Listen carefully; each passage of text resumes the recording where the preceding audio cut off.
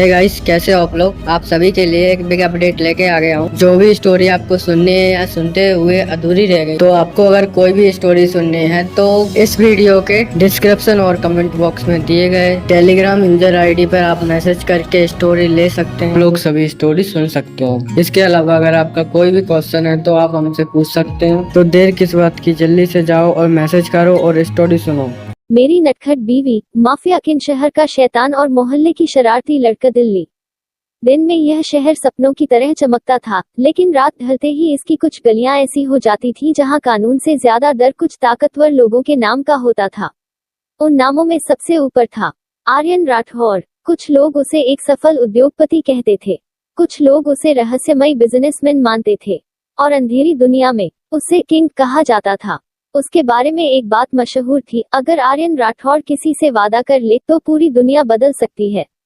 लेकिन उसका फैसला नहीं। रात के ठीक 12 बजे बारिश लगातार हो रही थी। शहर के बाहर एक विशाल गोदाम के सामने कई गाड़ियां खड़ी थीं। काले कपड़ों में हथियार बंद लोग चौकसी कर रहे थे। अंदर एक लंबा कॉन्फ्रेंस टेबल था। टेबल के आखिर में बैठा था आर्यन। 30 साल का, लंबा कद, शांत चेहरा, सधी हुई आवाज और ऐसी निगाहें कि सामने वाला झूठ बोलने से पहले 10 बार सोच ले।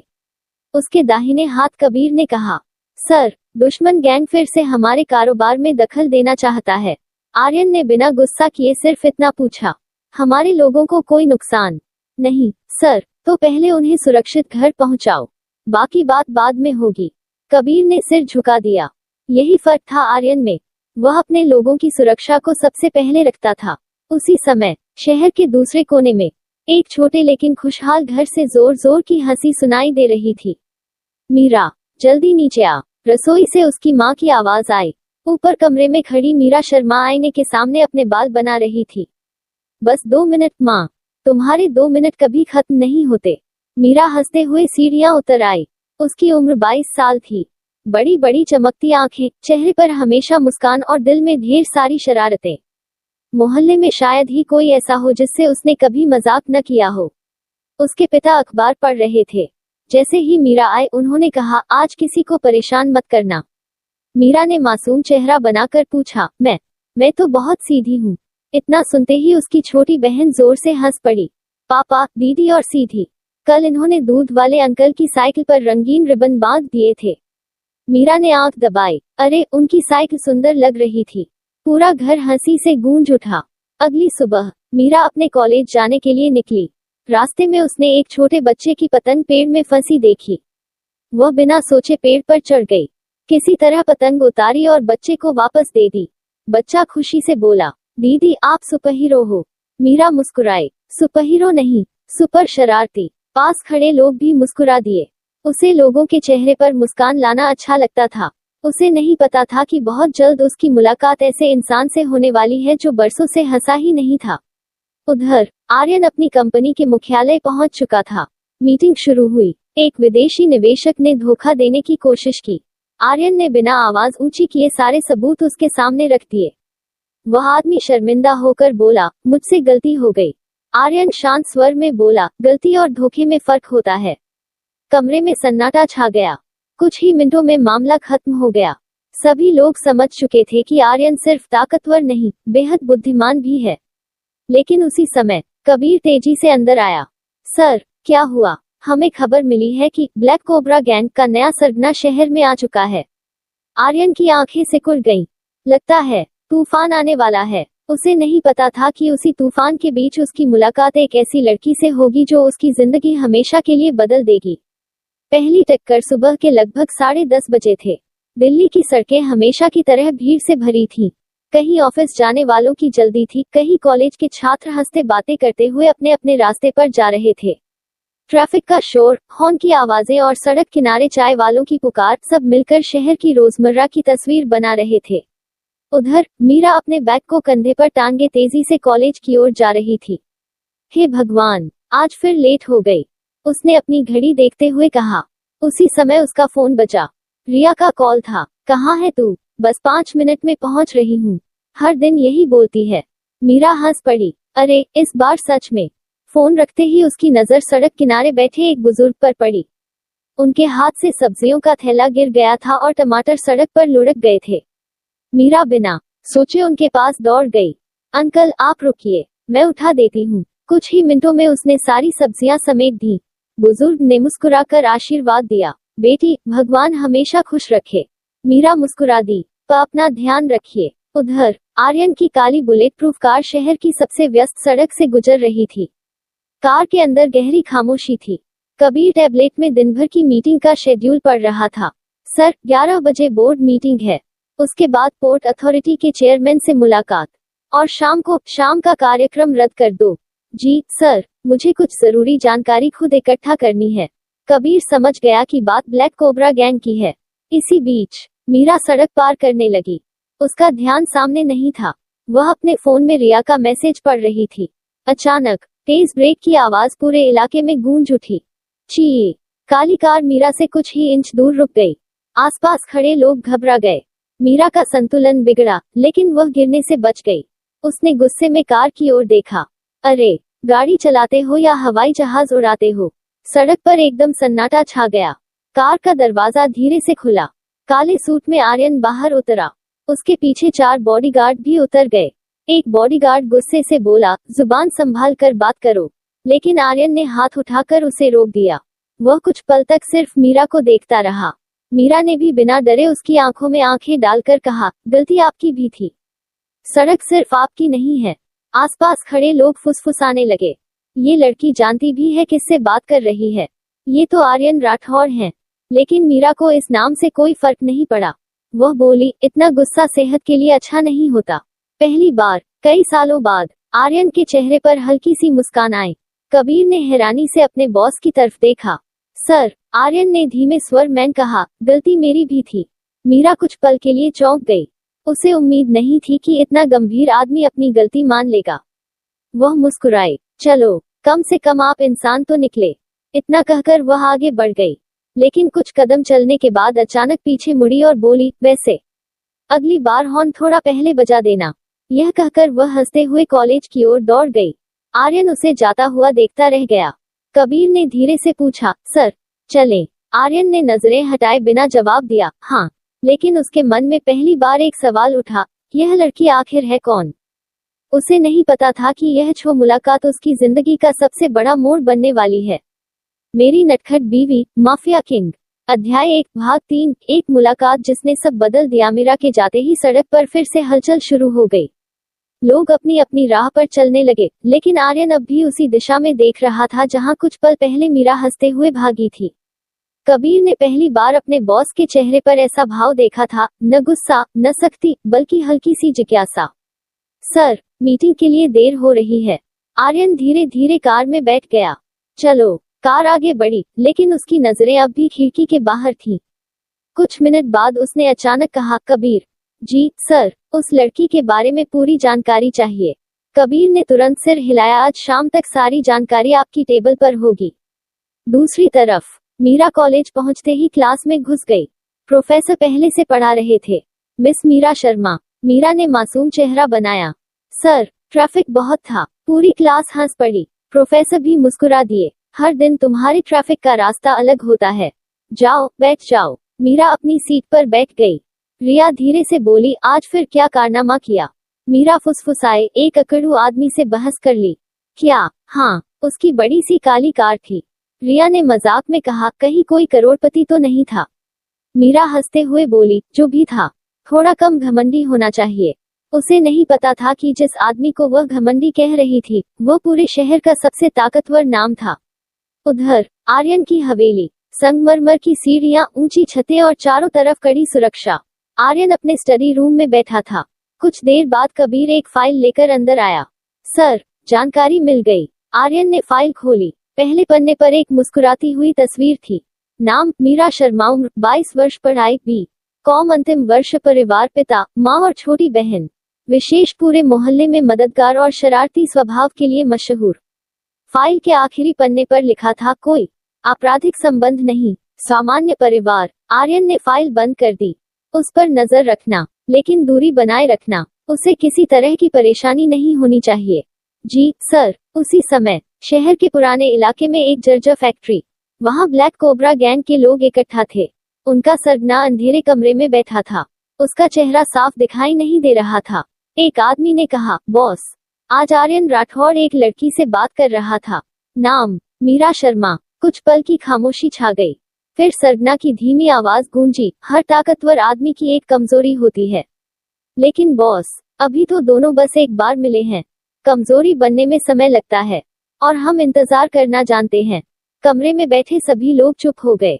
शाम, कॉलेज की छुट्टी हो चुकी थी। मीरा और रिया सड़क किनारे गोलगप्पे खा रही थी। रिया बोली, तुझे कभी डर नहीं लगता? किस बात का? किसी से भी मजाक कर लेती है। मीरा मुस्कुराई, डरकर जीने से अच्छा है हंसकर जीना। तभी एक छोटी बच्ची रोती हुई उनके पास आई। दीदी, मेरा गुब्बारा उड़ गया। मीरा ने ऊपर देखा। गुब्बारा पेड़ की टहनी में अटक गया था। वह तुरंत पास की दुकान से एक लंबी लकड़ी लेकर आए और थोड़ी कोशिश के बाद गुब्बारा नीचे उतार दिया। बच्ची खुशी से उछल पड़ी। थैंक यू दीदी। मीरा ने उसके सिर पर हाथ फेरा। हमेशा मुस्कुराना। यह पूरा दृश्य सड़क के दूसरी ओर खड़ी एक काली एसयूवी में बैठे आर्यन ने देख लिया। वह वहां संयोग से नहीं था। उसे यकीन करना था कि मीरा सचमुच वैसी ही है जैसी रिपोर्ट में लिखी गई थी। उसने देखा, न कोई दिखावा, न कोई लालच, बस दूसरों की मदद करने की आदत। आर्यन के चेहरे पर अनजाने में मुस्कान आ गई, लेकिन उसी पल उसकी नजर दूर खड़े दो संदिग्ध आदमियों पर पड़ी।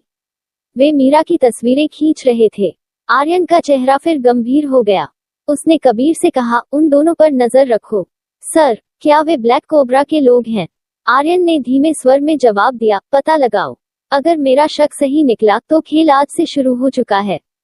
दूर खड़े वे दोनों आदमी मुस्कुरा रहे थे। उन्हें लगा कि किसी ने उन्हें नहीं देखा, लेकिन वे नहीं जानते थे कि शहर का सबसे खतरनाक आदमी अब उनकी हर चाल पर नजर रखने वाला था। शाम के 6 बज चुके थे। सूरज धीरे धीरे ढल रहा था। सड़क की रोशनियां जलने लगी थीं। बाजार में भीड़ बढ़ चुकी थी। लोग अपने अपने घरों की ओर लौट रहे थे, लेकिन कुछ निगाहें ऐसी भी थीं जो सिर्फ एक ही लड़की का पीछा कर रही थीं। मीरा अपनी दोस्त रिया से विदा लेकर घर की तरफ चल पड़ी। चलते चलते वह एक दुकान पर रुकी। भैया, आधा किलो जलेबी देना, और हाँ, ज्यादा करारी होनी चाहिए। दुकानदार हंस पड़ा, तुम्हारे लिए तो हमेशा सबसे अच्छी जलेबी रखता हूँ। मीरा मुस्कुराई, फिर 2 पीस एक्स्ट्रा भी देना। फिर वही मुफ्त की आदत। अरे, मुस्कान का टैक्स तो बनता है। दोनों हंस पड़े। उसे नहीं पता था कि सड़क के दूसरी तरफ खड़ी काली कार में बैठे 2 आदमी उसकी हर हरकत देख रहे थे। उनमें से एक ने कैमरा बंद किया। यही है। दूसरा बोला, बॉस ने कहा है, अभी सिर्फ नजर रखनी है, लेकिन अगर मौका मिल गया तो। बेवकूफी मत करना। आर्यन राठौर का नाम इसमें जुड़ गया तो पूरा शहर सिर पर उठा लेगा। दोनों चुप हो गए। उधर आर्यन की हवेली, स्टडी रूम की बड़ी खिड़की के सामने आर्यन खड़ा था। उसके हाथ में शहर का नक्शा था। कबीर अंदर आया। सर, जिन 2 लोगों पर आपने नजर रखने को कहा था, वे ब्लैक कोबरा गैंग के हैं। आर्यन ने बिना पीछे मुड़े पूछा, यकीन है? 100%। कमरे में कुछ पल के लिए सन्नाटा छा गया। फिर आर्यन बोला, मतलब उन्होंने भी मीरा को देख लिया है? जी सर, अब उसकी सुरक्षा हमारी जिम्मेदारी है, लेकिन उसे इसका पता नहीं चलना चाहिए। समझ गया। उधर मीरा घर पहुंच चुकी थी। दरवाजा खुलते ही उसकी छोटी बहन दौड़कर आई। दीदी, जलेबी लाई। मीरा ने पैकेट ऊपर उठा लिया। पहले पकड़ कर दिखाओ। दोनों पूरे घर में दौड़ने लगी। माँ रसोई से बोली, तुम दोनों कभी बड़ी भी हो जाओगी। पिता अखबार से नजर हटाकर मुस्कुराए। इन दोनों को देखकर लगता है घर में 2 नहीं 10 बच्चे रहते हैं। आखिरकार मीरा ने जलेबी बहन को दे दी। पूरा परिवार साथ बैठकर चाय पीने लगा। उसी समय बाहर एक बाइक आकर रुकी। काले हेलमेट वाला आदमी कुछ सेकंड तक घर को देखता रहा। फिर उसने मोबाइल से एक फोटो ली और बिना कुछ बोले चला गया। उसे पता नहीं था कि सामने वाली छत पर पहले से आर्यन का एक आदमी उसकी हर हरकत रिकॉर्ड कर रहा था। रात, ब्लैक कोबरा गैंग का अड्डा। बॉस के सामने मीरा के घर की तस्वीरें रखी थी। सर, लड़की का पूरा रूटीन पता चल गया। बॉस ने तस्वीरों को देखा। बहुत अच्छा, क्या अगला कदम उठाएं? उसने कुर्सी से उठते हुए कहा, अभी नहीं, पहले देखो कि आर्यन कितनी दूर तक जाता है। अगर उसने लड़की की रक्षा शुरू कर दी, बॉस के होंठों पर खतरनाक मुस्कान आए, तब हमें यकीन हो जाएगा कि हमने सही मोहरा चुना है। उसी रात आर्यन अपनी बालकनी में खड़ा था। हल्की हवा चल रही थी। उसका फोन बजा। सर, हमारे लोग मीरा के घर के आसपास तैनात हैं। ध्यान रहे, किसी भी आम इंसान को जरा भी परेशानी नहीं होनी चाहिए। जी सर। फोन कट गया। आर्यन ने आसमान की तरफ देखा। उसे समझ नहीं आ रहा था कि वह एक ऐसी लड़की की सुरक्षा क्यों कर रहा है जिसे वह मुश्किल से कुछ मिनटों से जानता था। लेकिन दिल बार बार एक ही बात कह रहा था, उसे कुछ नहीं होना चाहिए। उसी समय दूर एक अंधेरी गली में एक रहस्यमय आदमी ने अपने हाथ में पकड़ी मीरा की तस्वीर को देखा। उसने तस्वीर के कोने पर उंगली फेरते हुए धीमे से कहा, बहुत जल्द यह लड़की पूरे शहर की सबसे बड़ी जंग का कारण बनेगी। उसकी आंखों में एक खतरनाक चमक थी। और इसी के साथ कहानी का पहला अध्याय एक ऐसे मोड़ पर पहुंच गया जहां प्यार, खतरा और किस्मत पहली बार एक दूसरे से टकराने वाले थे। अध्याय 1 के बाद सुबह के 7 बजे थे। रात भर हुई बारिश के बाद दिल्ली की हवा में हल्की ठंडक घुल गई थी। पेड़ों की पत्तियों पर पानी की बूंदें चमक रही थी। सड़कें अभी भीगी हुई थीं और आसमान पर बादलों की पतली परत तैर रही थी। आर्यन राठौड़ अपनी हवेली के बगीचे में अकेला टहल रहा था। कबीर दूर खड़ा था। सर, रात भर हमारे लोगों ने मीरा शर्मा के घर के आसपास नजर रखी। सब कुछ सामान्य रहा। आर्यन ने सिर हिलाया। अच्छा है, लेकिन एक बात समझ नहीं आ रही। क्या आप पहली बार किसी अजनबी की सुरक्षा कर रहे हैं? आर्यन कुछ पल चुप रहा। शायद इसलिए क्योंकि वह इस खेल का हिस्सा नहीं है। कबीर ने आगे कोई सवाल नहीं किया। उधर मीरा की सुबह हमेशा की तरह हंसी मजाक से शुरू हुई। वह रसोई में पहुंची तो देखा कि माँ चाय बना रही थी। माँ, आज नाश्ते में क्या है? आलू के पराठे। वाह! इतने में उसकी छोटी बहन ने प्लेट उठाकर भागना शुरू कर दिया। पहला पराठा मेरा। अरे चोर! मीरा उसके पीछे दौड़ पड़ी। दोनों पूरे घर में दौड़ते रहे। आखिरकार पिता ने हंसते हुए कहा, अगर तुम दोनों ने 5 मिनट में खाना शुरू नहीं किया तो सारे पराठे मैं खा जाऊंगा। दोनों तुरंत कुर्सी पर बैठ गईं। पूरा घर हंसी से गूंज उठा। कॉलेज पहुंचने के बाद आज सांस्कृतिक कार्यक्रम की तैयारी चल रही थी। मीरा को स्टेज की सजावट की जिम्मेदारी मिली, लेकिन शरारत उसके स्वभाव में थी। उसने प्रिंसिपल की कुर्सी पर एक छोटा सा रबर का खिलौना रख दिया। जैसे ही प्रिंसिपल बैठे, चूं आवाज आई। पूरे हॉल में जोरदार हंसी गूंज उठी। प्रिंसिपल ने पहले सख्त चेहरा बनाया, फिर खुद भी हंस पड़े। मीरा, एक दिन तुम्हारी यही शरारत तुम्हें बड़ी मुसीबत में डालेगी। मीरा ने हाथ जोड़कर कहा, सर, उस दिन भी मैं हंसते हुए ही निकलूंगी। दोपहर कॉलेज की छुट्टी हुई। जैसे ही मीरा बाहर निकली, तेज बारिश शुरू हो गई। छात्र इधर उधर भागने लगे। मीरा कॉलेज के गेट पर खड़ी होकर बारिश देखने लगी। वाह, कितना अच्छा मौसम है। रिया बोली, चल भाग, भीग जाएगी। थोड़ा भीगने से कुछ नहीं होता। तभी सामने एक काली कार आकर रुकी। मीरा ने देखा, वही आदमी, आर्यन राठौड़। वह किसी काम से पास आया था। दोनों की नजरें मिली। मीरा मुस्कुराई। लगता है हमारी मुलाकातें किस्मत लिख रही है। आर्यन ने पहली बार बिना झिझक जवाब दिया, शायद। मीरा ने हंसकर कहा, आज गाड़ी संभाल कर चलाना। आर्यन हल्का मुस्कुराया, और तुम सड़क संभाल कर पार करना। रिया यह सब देखकर हैरान रह गई। तू इसे जानती है? मीरा ने कंधे उचकाए। बस 2 बार टकरा चुकी हूँ। दोनों बात ही कर रहे थे कि अचानक एक तेज रफ्तार बाइक पानी उछालती हुई उनकी तरफ आई। मीरा का पैर फिसल गया। वह गिरने ही वाली थी, लेकिन इससे पहले कि वह जमीन पर गिरती, आर्यन ने तुरंत उसका हाथ पकड़ लिया। कुछ पल के लिए दोनों एक दूसरे को देखते रह गए। बारिश लगातार हो रही थी। चारों तरफ शोर था, लेकिन उन दोनों के बीच जैसे एक पल के लिए सब शांत हो गया। मीरा ने धीरे से कहा, थैंक यू। आर्यन ने उसका हाथ छोड़ते हुए जवाब दिया, अपना ध्यान रखा करो। उसी समय सड़क के दूसरी ओर खड़ा एक आदमी यह सब अपने कैमरे में रिकॉर्ड कर रहा था। उसने फोन मिलाया। बॉस, अब मुझे पूरा यकीन है।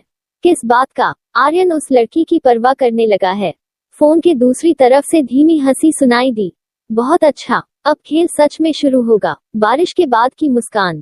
तेज बारिश अब भी जारी थी। आर्यन का हाथ अभी अभी मीरा के हाथ से अलग हुआ था। मीरा कुछ क्षण तक उसे देखती रही। उसके चेहरे पर वही हल्की सी मुस्कान थी, लेकिन दिल में एक अजीब सी धड़कन महसूस हो रही थी। वह तुरंत अपनी पुरानी शरारती अंदाज में लौट आई। अगर तुमने हाथ नहीं पकड़ा होता तो मैं जमीन पर बैठकर बारिश का मजा ले लेती। आर्यन के होंठों पर हल्की मुस्कान आ गई। मुझे नहीं लगता तुम इतनी आसानी से हार मानने वालों में से हो। बिल्कुल नहीं। रिया दोनों को देखकर धीरे से बोली, मीरा, ये वही अकड़ू आदमी है। मीरा ने धीरे से जवाब दिया, अब थोड़ा कम अकड़ू लग रहा है। आर्यन ने यह बात सुन ली।